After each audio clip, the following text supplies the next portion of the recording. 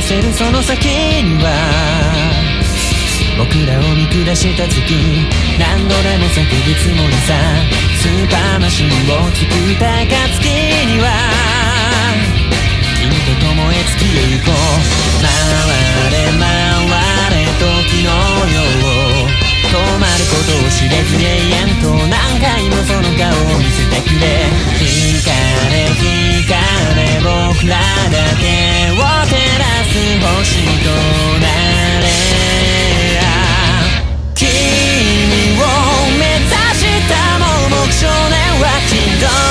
哀楽を何度も繰り返すうつ伏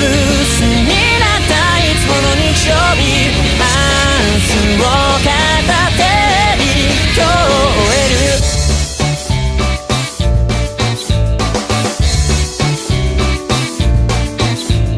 何千回目の夜だろう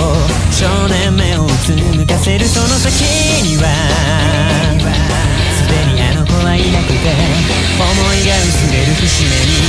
噂の波が街に流れ始める願い叶う月の話